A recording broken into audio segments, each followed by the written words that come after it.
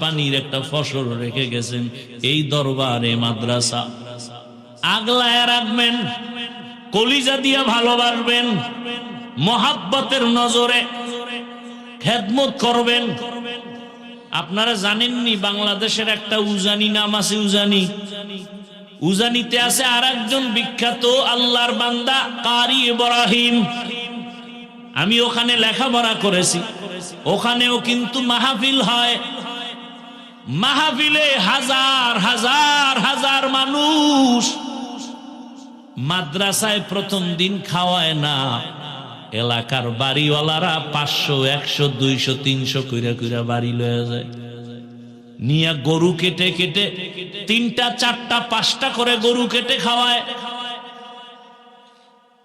এক এক বাড়ি ওই মাঠে বইকা, হুজুর আমি 100 নিমু, আর এক বাড়ি এলাকা আমারে 500 দেন। অমুক এলাকার নাম কয় জোরে জোরে, অমুক এলাকার অমুক 500 500, এই হাঁটতে হাঁটতে লইয়া যায় বাড়ি। সবাই ভরপুর খাওয়ায়, ইচ্ছা রকম খাওয়ায়।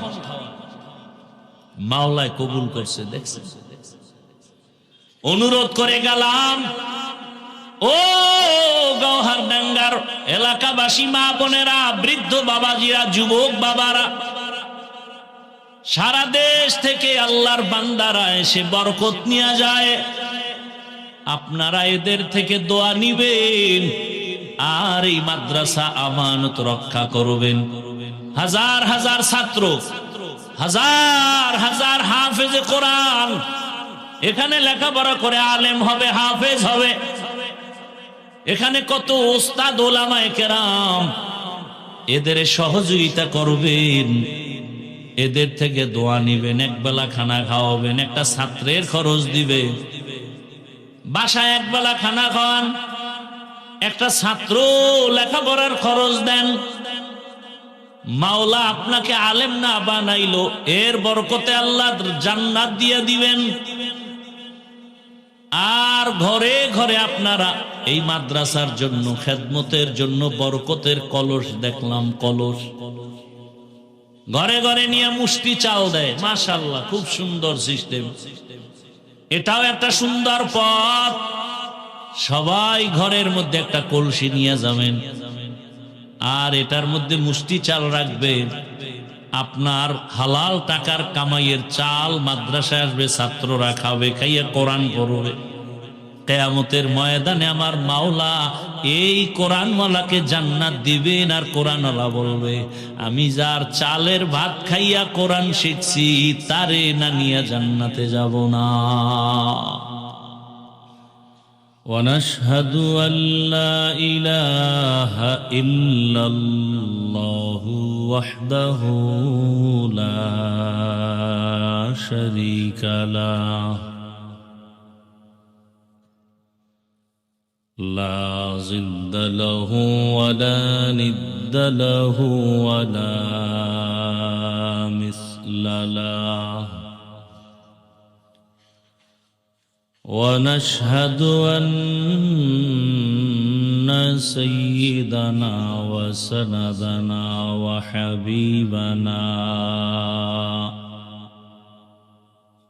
وحبيب ربنا وطبيبنا وطبيب قلوبنا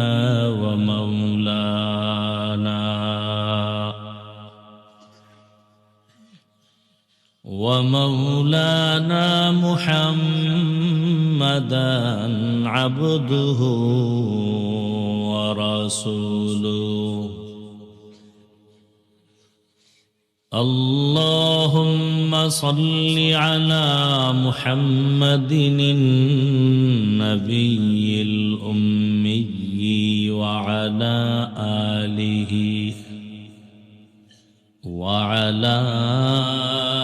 آله وسلم تسليما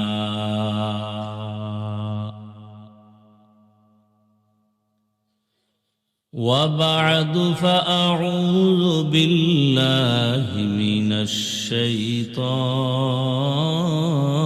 الرجيم.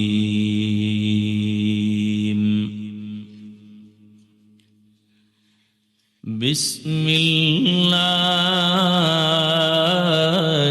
الرحمن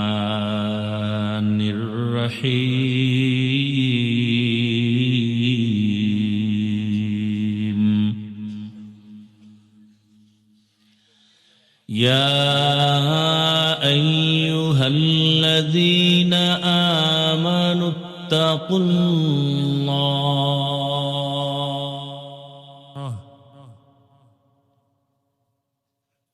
يا أيها الذين آمنوا اتقوا الله وكونوا مع الصادقين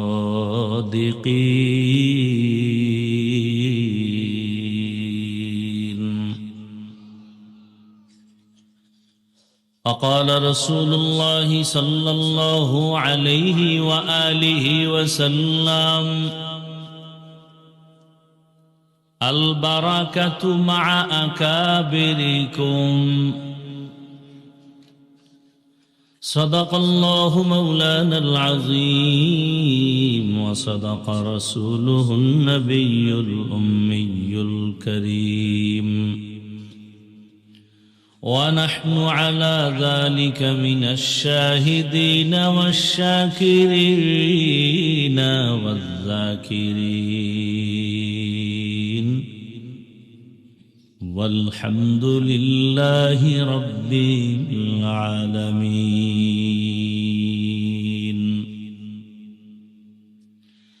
سبحانك لا علم لنا إلا ما علمتنا إنك أنت العليم الحكيم رب اشرح لي صدري ويسر لي أمري واحلل عقدة من لساني يفقه قولي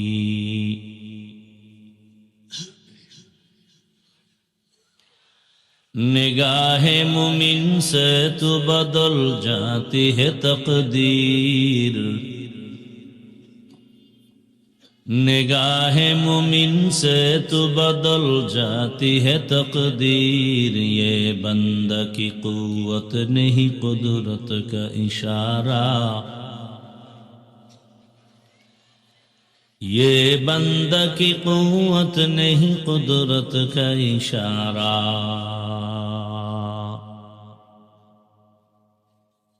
اے مرد خرد ترک معاصی کی ضرورت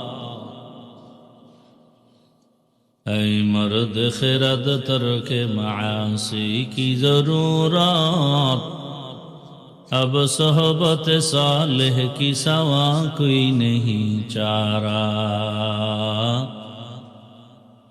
اب صحبت صالح کی سوا کوئی نہیں چارہ مردود ہے پیچھے ہمیں خبر نہیں لیکن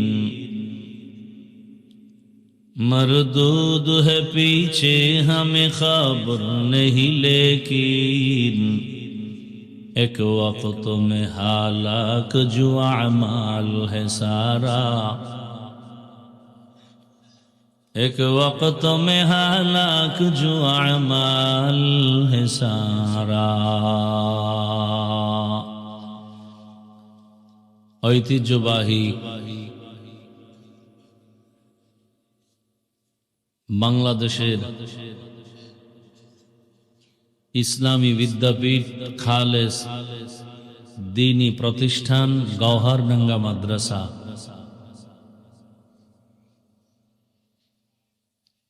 ঐতিহাসিক 3 দিন ব্যাপী বার্ষিক মাহফিলের আজ দ্বিতীয় দিন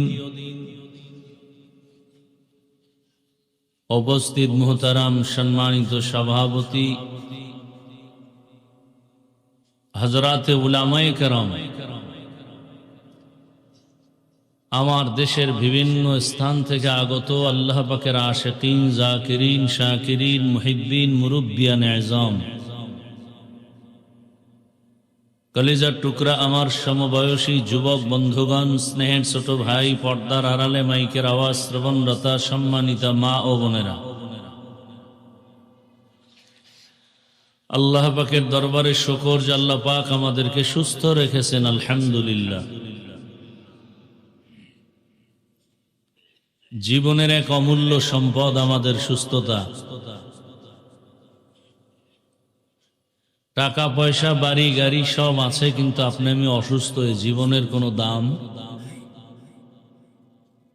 টাকা পয়সা বাড়ি গাড়ি তেমন নাই, কিন্তু আপনি আমি সুস্থ, এর থেকে সুখী জীবন আর। আল্লাহ আমাদের সমস্ত বিমারি থেকে পূর্ণ শেফা দান করেন। আমাদের বর্তমানে সুস্থতাকে দায়েমান কবুল করেন। এখনো যারা বিছানায়, ঘরে, হসপিটালে অসুস্থ, আল্লাহ তাদেরকেও পূর্ণ সুস্থতার নেয়ামত দান করেন।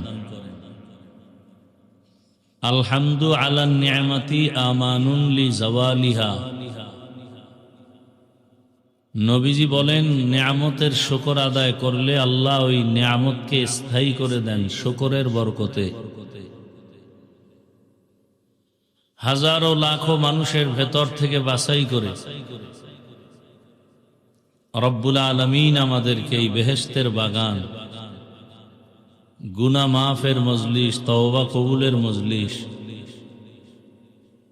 পৃথিবীর মধ্যেই শ্রেষ্ঠ এক মজলিসে আমাদেরকে হাজির হওয়ার তৌফিক দান করেছেন। আর একবার শুকর আদায় করি আলহামদুলিল্লাহ। দরুদ ও সালাম সৈয়দুল মুরসালিন, রহমাতুল লিল আলামিন, শফিউল মুজনিবিন, খাতামুন নবিয়্যিন, সৈয়দুস সাকালাইন, ইমামুল মুরসালিন, হযরত মুহাম্মদুর রাসূলুল্লাহ সাল্লাল্লাহু আলাইহি ওয়া আলিহি ওয়াসাল্লামের উপর সর্বোপরি শুকর যাদের অক্লান্ত পরিশ্রমের মাধ্যমে আজ এই সুন্দর আয়োজন, সময়, পরামর্শ, অর্থ দিয়ে দোয়া করে উপস্থিত হয়ে মাইক, লাইট, প্যান্ডেলের ব্যবস্থাপনার মাধ্যমে সহযোগিতা যারা করেছেন, প্রত্যেককেই আল্লাহ পাক এ খেদমতের বরকতে দুনিয়াতে শান্তি, পরকালে মুক্তির ব্যবস্থা করে দিন।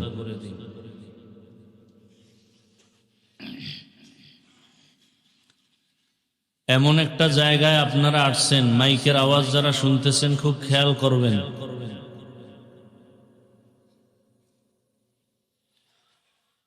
যেই জায়গায় আসার পরে ঘুমন্ত মানুষও সজাগ হয়ে যায়, কিন্তু আপনারা যারা বাড়িতে থাকলেও অনেক রাতে ঘুমান, মোবাইল চালান,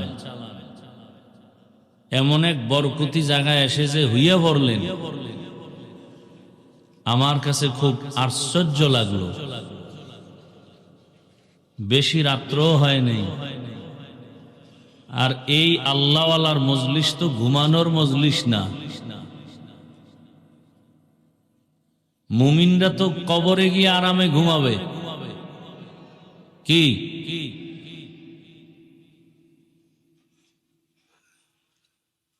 বড় আশ্চর্য। 3 দিন ঘুমাবেন না বছরের। এইখানে যারা আসছেন, এখানের যারা মুহিব্বিন, মুতাআল্লিকিন, নিয়ত করবেন 3 দিন ঘুমাবো না। এই 3 দিনে আমি আল্লাহর সাথে সম্পর্ক তৈরি করে বাড়ি যাব। জীবনে তো কম ঘুমাইলেন না, আল্লাহর কাছে এই 3 দিন অক্ষ করে দেন। আল্লাহর কাছে কি নিয়ে দাঁড়াবেন? কি পুঁজি আছে আপনার? সাহাবায়ে কেরাম এত দামি, তারপরও জীবনটা কান্নায় কাটায় দিলেন। এশার নামাজ পড়ে নবীজি ঘুমাচ্ছিলেন মসজিদে নববীর পার্শ্বে হুজরায়, আম্মাজান আয়েশার হুজরায়। হঠাৎ করে কান্নার আওয়াজ আসতেছে। রাতের গভীরে কান্নার আওয়াজে রসুলের ঘুম ভেঙ্গে গেল। নবী ভাবলেন, কে কান্না করে এই রাতে মসজিদের ভেতরে? রহমতের নবী সজাগ হয়ে বের হয়ে দেখলেন জান্নাতের প্রথম সাহাবী, নাম কি? আবু বকর সিদ্দিক রাদিয়াল্লাহু তাআলা আনহু নামাজে দাঁড়ায় হাউ মাউ করে কান্না করতেছেন।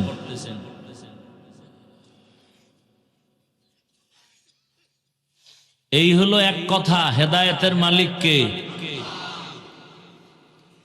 বলার দায়িত্ব আমার, বলে গেলাম, বলতেও ভয় পাইতেছি। সব জায়গায় বয়ান করতে যাই, কিছু মানুষ যেন আমাদের থেকে পায়।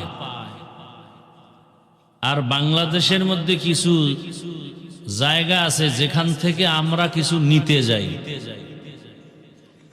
নেওয়ার মতো যত জায়গা আছে বাংলাদেশের মধ্যে, সদর শাহ হুজুরের দরবার একটা জায়গা। এখান থেকে ঈমান আমলের ব্যাটারি চার্জ করে নিয়ে যাব, সারা দেশে আবার বয়ান চলবে। এজন্য ভয় ভয় কথা বলতেছি, আবার বেয়াদবি হয় কিনা।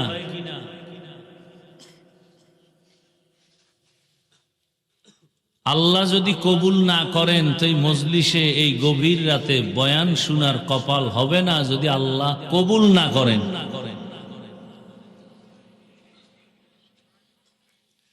যাদেরকে আল্লাহ কবুল করবেন তারাই কোরআন ও হাদিসের বয়ান শুনবে আদবের সাথে। বলেন তো কিসের সাথে? আদব হলো জীবনের সব থেকে বড় দামি পুঁজি। আপনাদের বিবেক দিছেন আল্লাহ, বলেন তো শুইয়া শুইয়া বয়ান শোনা কোরআন হাদিসের, এটা আদব? বিছানায় শুইয়া শুইয়া কোরআন হাদিসের বয়ান শোনা এটা আদব নয়। বেয়াদবি কিনা সেটা অন্তত এই দরবারে বলবো না, তবে আদব না। নাম্বার 2, 3 জায়গায় ফাঁকা রাখা নিষেধ। কয় জায়গা? নামাজে দাঁড়াইলে কাতারের মাঝে ফাঁকা রাখা যাবে না। কোরআন ও হাদিসের মজলিসে বসলে মাঝখানে ফাঁকা রাখা যাবে না, শয়তান এসে ধোঁকা দিবে। যারা 1.5 মাইল দূরে বৈশা বয়ান শুনেন, আপনার বরকত আর এই সামনে আইসা যারা শুনে, এদের বরকতের সমান হবে না। বলার দায়িত্ব আমি মনে করছি, বলে দিলাম। মানবেন কিনা সেটা আপনার দায়িত্ব। কারণ বান্দা চাইলে কিছু হবে না, আল্লাহ চাইলে সব হবে।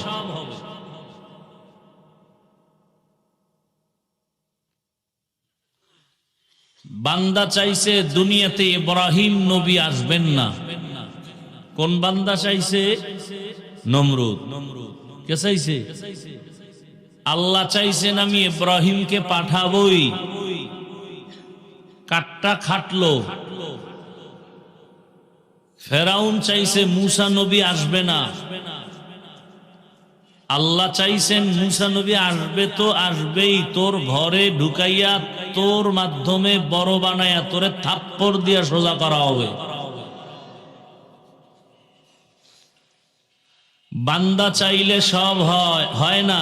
আল্লাহ চাইলে সব হয়। হ্যাঁ, এখানে একটা কথা আছে, বান্দা চাইলেও হবে যদি বান্দার চাওয়াটা আমার রবের চাওয়ার সাথে মিলে যায়। বেয়াদবি মাপ চাই। আবার যারা মাঠে আছেন তাদেরকে বলছি, আপনাদের কাছে আবারও বেয়াদবি মাপ চাই। আমি খুব আশ্চর্য হয়েছি এই প্যান্ডেলে ঢুকতে গিয়া, যে রাত্র কয়টা বাজলো আর সব শুয়ে পড়লো। এরা কি সব কঠিন হসপিটালের রুগী? তাহলে আপনারা গোপালগঞ্জ হসপিটালে যান। এত বড় দরবারে বাংলাদেশের বড় বড় আলেমরা আসবে আর আপনারা শুয়ে থাকবেন, এটা এ দরবারের সাথে যায় না। কথা বলেন না কেন?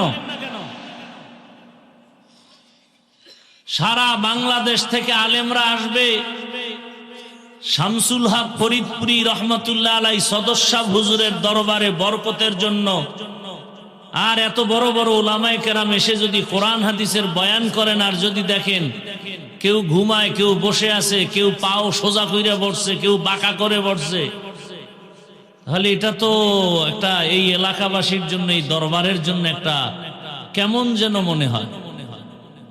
আমি এখানের মনে হচ্ছে আমি আপনাদের থেকে এখানের একটা আপন ব্যক্তি, আমি সেই দাবিতে কথা বলতেছি।